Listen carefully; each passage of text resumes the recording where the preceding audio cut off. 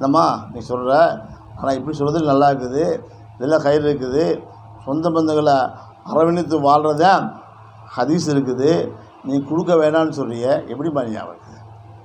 சில பேருக்கு சில பேரை பிடிச்சா பிடிக்காது. ஆமாம், பொம்பளை என்ன செய்யுது, அவங்களா தயவுசெய்து கொடுக்காதீங்க. ஏன் கொடுத்தா என்ன ஆகிட போகுது? ஒன்றும் ஆகாது. இல்லை கொடுத்தா கேட்டுகிட்டே இருப்பாங்க, கேட்டு போகலாங்க, இருந்தால் கூட, இல்லைன்னா அன்பான வார்த்தை சொல்லு. ஆனால் இருந்துக்கிட்டே இல்லைன்னு சொல்லக்கூடாது. ஹதீஸில் வந்துருக்குது, ஒரு மனிதன்ட்டு ஒரு தேவைக்கு ஒருத்தர் போகிறாரு, போனவர்கிட்ட என்னது அவர்கிட்ட கஷ்டப்பட்டு அந்த ஊருக்கு அவர் தேடி போகிறாரு. பார்த்தவனே சொல்கிறாரு, நாளைக்கு வாங்கத்தாரு. இவர் கஷ்டப்பட்டு வந்திருக்கிறேன், எனக்கு பே கொடுங்கண்டா, நாளைக்கு வாங்கத்தாரு. ஆனால் சேப்பில் காசு இருக்குது, சேப்பில் இருக்குது, கொடுக்கலாம். ஆனால் இவர் கேட்டு கொடுத்துறதும், அவன் கேட்டு கொடுக்கணுமா? கட்டாயமா? ஓ நாளைக்கு வாங்க. சரி, என்ன சரி, நாளைக்கு போகிறாரு. அல்லாஹ் அவனை சோதித்து விடுவான், ஒன்றுமே இல்லாமல் ஆக்கி போடுவான். நான் சொல்லலை, ஹதீஸில் இருக்குது. ஒரு மனிதன் மலைக்கு மேலே வீடு பண்ணலாம், பங்களா கட்டிக்கிறாரு, மாளிகை கட்டிக்கிறாரு, கால்நடைகள் நிறையா இருக்குது, எல்லாம் இருக்குது. போய் கேட்குறாரு, இல்லை என்று நாளைக்கு வாங்க சொன்னார். நாளைக்கு போனால் எல்லா கால்நடைகளும் செத்து மடிஞ்சு போயிடுச்சு, ஏழையாக போயிட்டு கை கட்டுறார். ஆமாம், இன்ஷா அல்லாஹ் நாளைக்கு தரேன், இப்போ இல்லைங்க, அன்பான வர சொல்லி நாளைக்கு தரேன், என் காசு இல்லைன்னு பரவாயில்ல, இதுக்கிட்டே இல்லை சொன்னாக்க அது தப்பு. அதனால் மஷூரா ஆலோசனை செய்யப்படுவதும் உண்டு. வஷாவிருக்கும் ஃபில் அம்ரி, அல்லாஹ் குர்ஆனில் சொல்லிட்டான், எல்லா விஷயத்திலும் என்னது அவர்களுக்கு நீங்கள் ஆலோசியுங்கள். ஸல்லல்லாஹு அலைஹி வஸல்லம் சஹாபாக்களை ஆலோசனை பண்ணாங்க. நம்ம என்ன செய்யணும்? நமக்கு வேண்டியங்களோடு ஆலோசனை பண்ணணும். ஏற்கனவே சொல்லியிருக்கிறேன், நம்ம கீர்னூரில் ஒரு ஹலீல் எடுத்து அனுப்பிச்சுவாங்க, தன்னுடைய நண்பர்களை சகோதரர்களாக உட்கார வச்சுக்கிட்டு ஆலோசனை பண்ணுவாங்க. வியாபாரத்தை எப்படி இருக்குது, இந்த வியாபாரம் இருக்குது, அந்த வியாபாரம் இருக்குது, குடும்பத்தில் இன்னார் இப்படி இருக்காங்க, எல்லாம் கஷ்டப்படுறாங்க, அதுக்கு என்ன செய்யலாம்? சொந்த ஒரு ஏழை கும்பல் இருக்குது, நிறைய என்ன செய்யணும்? நீங்கள் எவ்வளோ தெரியும், எவ்வளோ தெரியும், எதை கூட வாங்கிக்கலாம், இவ்வளோ கூட கேட்கக்கூடாது. அவங்களாம் கொடுக்க வேண்டியதான், மிச்சம் தான் போட வேண்டியதான். இப்படி ஆலோசனைக்கு பட்டு செய்திருந்தால் அந்த குடும்பத்தில் ஏழ்மையே வராது, ஏழ்மையே வராது. ஆனால் ஆலோசனை பண்ணுறதில்லை. ஸல்லல்லாஹு அலைஹி வஸல்லம் காலத்தில் அந்த கல்நெஞ்சக்காரர்களை அல்லாஹ்வுடைய குர்ஆனுடைய ஆயத்துக்களை சொல்லி சொல்லி மாற்றினான். ஒருத்தன்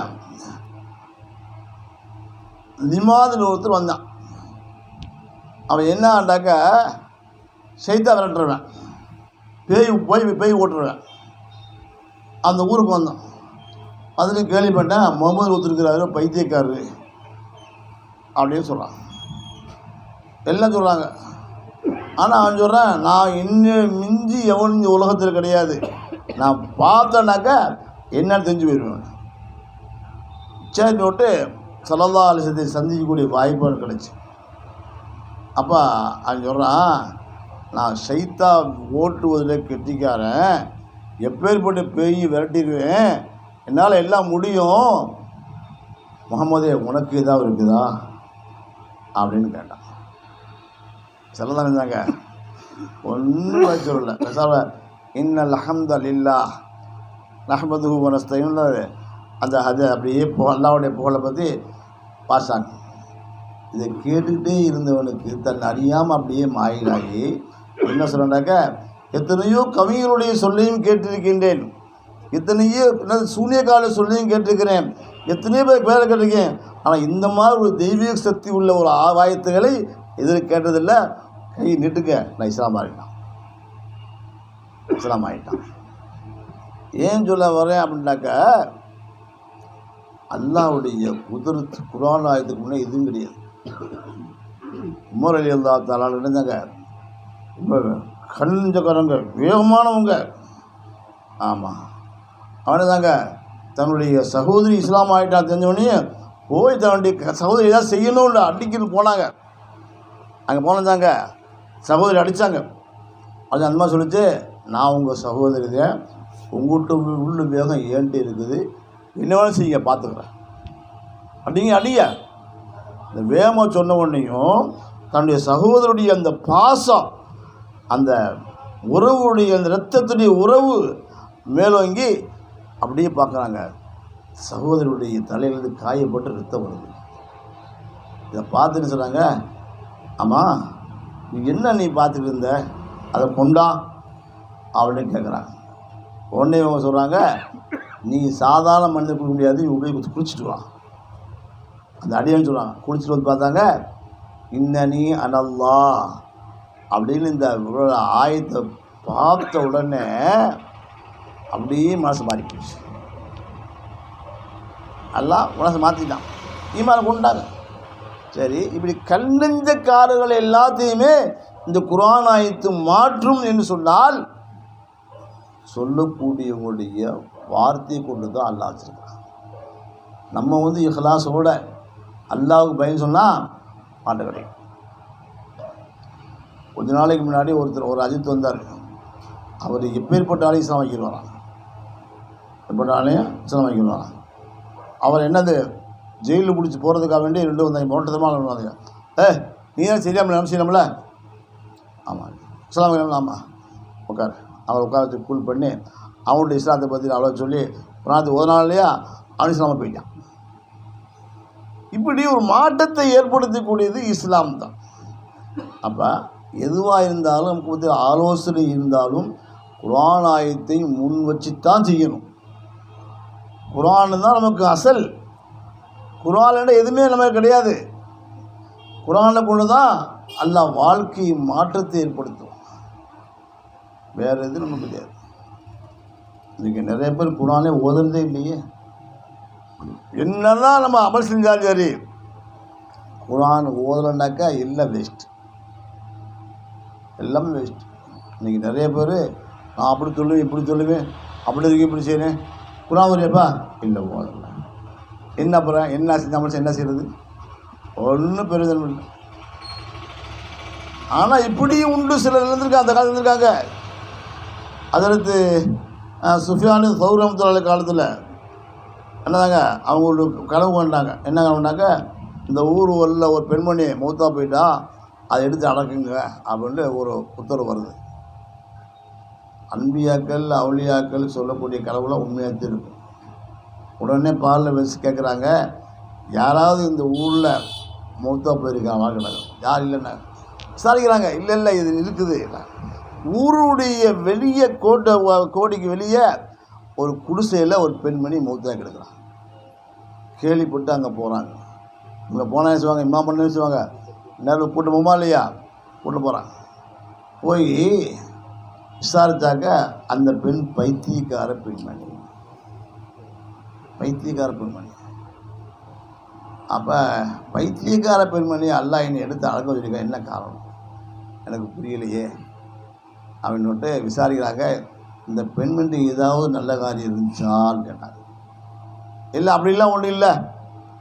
ஒரு சொன்னாங்க, ஆமாம் பார்த்தேன். என்ன ஆமாம் நல்ல காரியம், கைகாலை கழுவி விட்டு குர்ஆனை எடுத்து வச்சு முத்தம் கொடுத்து என்ன செய்வாங்க, அந்த வார்த்தையில் கை வச்சு ஹாதா கலாம் ரப்பி, இது என்ன ரப்புடைய கலாம், இது உண்மையானதாக இருக்கும் அப்படியே சொல்லிகிட்டே வருவாங்க. ஆனால் அந்த பெண்ணுக்கு ஓத தெரியாது. இப்படி அந்த பெண் செஞ்சக்கூடிய அமல்களை நான் பாதுகாப்பு சொன்ன உடனே அப்படி சுஃபியான்னு சொல்கிறாங்களா, இந்த ஒரு காரணத்தினால்தான் அல்லாஹ் என்னை கனவில் சொல்லி இந்த பெண்ணை எடுத்து அடக்கம் செய்யும்படி எனக்கு உத்தரவு போட்டிருக்கிறான். இத்தனை மக்கள் நீங்கள் கூட வந்திருக்கீங்களே, இது எதுக்காக வேண்டி, இந்த பெண் அந்த குர்ஆன் மீது முக்கியத்துவம் கொடுத்ததுனால தான். இன்றைக்கி நம்ம எத்தனை குர்ஆன் தூக்கிடுவோம், வீட்டில் பரணியில் அப்படியே சுற்றி வச்சுருக்கோம். நிறைய நம்ம கேள்விப்படுறோம். புர்தா ஷரீஃப் கித்தாப்பில் புறவரை போர்த்திய பொன்னாடியில் தமிழ் கித்தாப்பில் ஒரு சம்பவம் எழுதுகிறாங்க. என்ன சம்பவம் எழுதுனாங்க அப்படின்னாக்க, நம்மால் ஒரு முஸ்லீம் ஒரு வீடு வச்சுருக்காரு, குர்ஆனை தூக்கி மேலே பரணியில் வச்சுருக்காரு, ஓதுறதே இல்லை, எடுத்து பார்க்குறதே இல்லை. நாளில் என்ன போச்சு, வியாபாரத்தில் நஷ்டம் உண்டாகி ரொம்ப கஷ்டப்பட்டு கடனாகி வீடை விற்கிற அளவுக்கு வந்துட்டாங்க. காரணம் என்ன? தான் வீட்டில் வச்சக்கூடிய குரானை ஓதுதல்ல செய்ததில்லை. ஏன்? குரானை ஓதக்கூடிய வீட்டில் செய்தான் வரமாட்டான், முசீபத்துக்கள் வராது. ஆனால் வந்து அந்த வீட்டில் ஒரு முஸ்லீம் வாங்கினா, ஒரு ஹிந்து வாங்கினா, அந்த வீட்டை வாங்கி என்ன செஞ்சான், எல்லாத்தையும் சுத்தம் பண்ணான். சுத்தம் பண்ணி இஸ்லாமியுடைய வேதத்தை பார்த்தான். அவனுக்கு மரியாதை வந்துருச்சு. அதனால் என்ன செஞ்சான்டா, கடையில் ஜவுளிக்கல்லில் போய் ஒரு பட்டு துணி வாங்கிட்டு வந்து அதை சுற்றி மேலே வச்சான். திறந்தூர் வியாபாரத்துக்கு போகும்பொழுது அந்த வேதத்தை கைகாலை கழுவிட்டு குறிச்சிட்டு உடவடுத்திட்டு அந்த வேதத்தை கல்லை ஊற்றி கொண்டு முத்தம் கொடுத்துட்டு வச்சுட்டு போவான். அவனுக்கு சிரிப்பான வியாபாரம் வந்துருச்சு, மறக்கத்தான வியாபாரம் வந்துருச்சு. அந்த பக்கம் ஒரு வியாபார கூட்டம் வந்துச்சு, தொழுகைக்கு என்ன தேடிருந்தாங்க. அப்போ இவன் பார்த்துன்னா, வாங்க எங்கள் வீட்டில் தொழுவுங்க அப்படின்னு சொன்னான். என்ன ஒரு இந்து கம்பெனி கூப்பிட்றான், இது போனாங்க. நான் புதுசாக துணி வாங்கி வச்சுருக்கேன், துப்பட்டி வாங்கி வச்சுருக்கேன், அது உபயோகிக்கவே இல்லை, அதை விரிச்சு வரலையே, அது தொழுவுங்கண்ணா. கைப்படா தண்ணி இருக்குது, கொஞ்சம் கொஞ்சம் பூஞ்சினா செஞ்சாங்க. எல்லாம் செஞ்சதுக்கு பின்னாடி அப்போ அந்த குரான் எடுத்து கொண்டு வந்து கொடுக்குறான் ஓதுன்னு சொல்லி. உங்கள் இந்த புனித வேதத்தை எந்த வீட்டில் நீங்கள் ஓதுவதை நாங்கள் காதால் கேட்க வேண்டும் என்ற ஆசையாக இருக்குது, ஓதுங்கிறான். அவங்க ஆச்சரியமாக போச்சு, இது எப்படி உன் வீட்டுக்கு வந்துச்சு, இதெல்லாம் இவனுக்கு என்ன பிரயோஜனம் அப்படின்னு கேட்கும் பொழுது அப்போ அவன் சொல்கிறான், இது ஒரு முஸ்லீம் வீடு, அந்த குரான் வச்சுட்டு போயிட்டாங்க, நான் அதை பக்குவப்படுத்தி தினந்தோறும் அதை முத்தம் கொடுத்து கண்ணால் ஒத்தி நான் வச்சுட்டு வியாபாரம் போவேன், வியாபாரத்தில் எனக்கு பறக்கத்து கிடைச்சிச்சு. அதனால தான் உங்களுக்கு ஓத சொல்கிறீங்க. சொல்கிறதுக்கு நோக்கம் என்னன்னு சொன்னால், நமக்கு ஆலோசிக்கப்படக்கூடிய எல்லா விஷயங்களுக்கும் குரான் ஒரு முன்மாதிரி. குரானை வந்து முக்கியத்துவம் கொடுத்தா தான் எல்லாமே. இன்றைக்கி நிறைய பேர் குரானை ஓதுறதில்லை, ஆனால் இல்லாமல் செய்கிறாங்க. என்ன பிரயோஜனம்? ஒரு பிரயோஜனம் இல்லை, எந்த முன்னேற்றம் கிடையாது. அல்லாத ஒரு என்ன செய்கிறான், சல்லல்லா உமர் ஆட்சி காலத்தில் ஒரு மனிதர் வந்தார். அந்த சார் ஹலீஃபா அவர்களே, என் மகன் என்னை அடிக்கிறான். யார் சொல்கிறான்? அத்தாக்கள் சொல்ல என் மகன் என்னை அடிக்கிறாங்கிறாங்க. யாராவது மகன் வந்து அத்தா அடிப்பாங்களா? அடிக்கிறான்னா கோவம் வந்துச்சு உமர்லே தானே. மகனை கூப்பிட்டாங்க பார்க்கலாம்னா மகன் வந்தேன், ஏன்னா உங்கள் அத்தா அடிக்கிறா? அவன் சாயந்தரம் ஹலீஃபார்களே, நான் சில விஷயம் சொல்கிறேன், நீங்கள் கேட்டுக்கிட்டு அப்புறம் நீங்கள் முடிவு செய்யுங்க. என்ன சொல்கிறேன், எனக்கு வந்து ஒரு நல்ல தாய், நல்ல அகலாக்குள்ள தொழிலான ஒரு தாயை எனக்கு தினதே இவர் தேர்ந்தெடுக்கிற மனையை தேர்ந்தெடுக்கல. ஒன்று. ரெண்டாவது விஷயம், நல்ல பெயரை எனக்கு வைக்கலை. வண்டு எப்போதும் என்னது சுரண்டிகிட்டே இருக்க மாதிரி உள்ள பேரில் வச்சுட்டார். மூணாவது, எனக்கு குரானே ஓதி கொடுக்கல. குரானே எனக்கு ஓதி கொடுக்கல. இப்போ நான் அவர் செஞ்சது தப்பா ரைட்டான்னு கேட்டான். முல்லை சொன்னாலாம், தம்பி நீ செஞ்சது ரைட்டு தாப்பா சொல்லி அவங்க அத்தாவை திருப்பி, நீ செஞ்சதை முதல்ல பிள்ளை குரான் ஓதி கொடுத்தியா, இந்த மாதிரி செஞ்சியா? செய்யலை. அதெல்லாம் வந்துச்சு. ஒரு மகன் வந்து அப்பாவை அடிக்கிறான்னு சொன்னால் என்ன, அதுக்கு காரணம் என்ன? அவன்கிட்ட வந்து அது இல்முடைய மகத்துவம் இல்லை, அவன்கிட்ட வரல. அது காரணம் பெற்றோர்களே காரணம் அதுக்கு.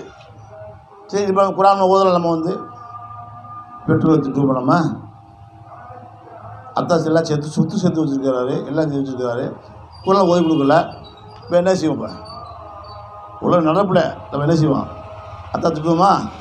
அத்தா சொத்து சேர்த்து வச்சுருக்காரு, அதே என்ன போதும் அப்படித்தான் நம்மள்ட்ட அனுப்பிமே தவிர வந்து நல்ல அகலாக்குள்ள பிள்ளைகளாக இருந்தால், எங்கள் அத்தா எனக்கு குரானே ஓதி கொடுக்கல, இருந்தாலும் எங்கள் அத்தா பேரை காப்பாற்றணுக்காக வேண்டி வயசான காலத்திலும் ஓதி அதை தெரியக்கூடியவர்கள் நிறைய பேர் இருக்காங்க.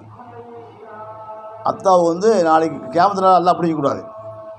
உன் மகனுக்கு நீ ஓதி கொடுத்தியா, மாதம் அனுப்பினியா? சரி, அவன் தான் மாதம் போகாமல் தேவையான ஓடியே போயிட்டேன், நீ என்ன செஞ்ச? கவலைப்பட்டியா? அழுதியா? என்கிட்ட கேட்டியா? கேட்கலையே, அப்புறம் எப்படி உன் மகன் ஓதிருப்பான்? அப்போ எல்லா விஷயத்திலையும் குர்ஆனுக்கு ஒரு முக்கியத்துவம் கொடுத்து நாம் இதையும் செய்தால் அல்லாஹ் நமக்கு பரக்கத்தை கொடுப்பான். எந்த வீட்டில் குர்ஆன் ஓதப்படுகிறதோ அந்த வீட்டுக்குள்ளே ஷைத்தான் வரமாட்டான். அந்த வீட்டில் முசீபத்தே வராது. சப்தம் மட்டும் ஓதுங்க, அல்லாஹ் அதை பார்த்து உங்களுடைய மனைவிமார்களும் தொழிலில் மாறிடுவாங்க. அதை பார்த்து மனைவி நல்லா மாறுவாங்க. ஒரு நாள் என்ன 3 நாள் பார்ப்பாங்க, அவ்வளோ அடுத்த நாள் அவங்களும் குர்ஆன் எழுதிச்சிருவாங்க. தூங்க மாட்டாங்க, தூக்கம் வராது.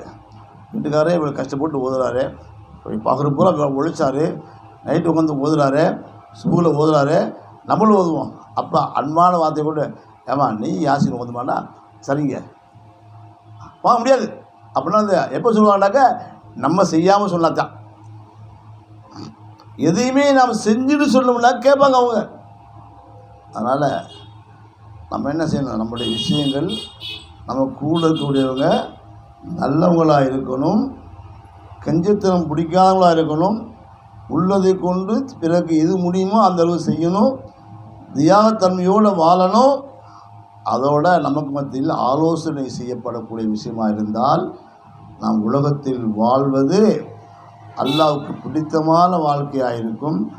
இல்லைன்னு சொன்னால் பூமிக்கு கீழே மௌத்தாகி செத்து போகிறது நல்லது தான். நான் சொல்ல சொல்லலாம், நீ தான் அந்த பாடத்தை நடத்துகிற, நீ பாடத்தில் ஒன்றே உங்களுக்கு சொல்லணும்னு என்ன வந்து சொல்லிட்டு. அதனால் நம்ம என்ன செய்யணும்னா எல்லா விஷயத்திலையும் எதில் நமக்கு நஷ்டம் ஏற்படுதோ என்ன காரணம், இதை மாட்டான் செய்கிறான். நிறைய பேர் செய்கிறானுங்க.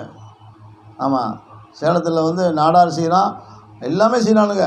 தன்னுடைய சொந்த யாராவது கரிபாக இருந்தாங்க எல்லாருடைய தன்னுடைய ஒதுக்கிய காசை போட்டாளங்களுக்கு வியாபாரம் கொடுக்குறாங்க. கரெக்டாக கொடுக்குறேன்னு சொல்லி கொடுப்போம். நம்ம என்ன சொல்கிறோம்னாக்கா ஒரு ஜக்காத் காசை ஒதுக்கு, 10 பேர் ஜக்காத் காசை ஒதுக்குங்க, எவ்வளோ வரப்போகுது, ஒரு 10 லட்ச ரூபா இருக்குதா, எவ்வளோ வரப்போகுது, எல்லோரும் சேர்ந்து அவனுக்கு எது தெரியுமோ அந்த வியாபாரத்தை வச்சு கொடுங்க, சொல்லிக் கொடுங்க.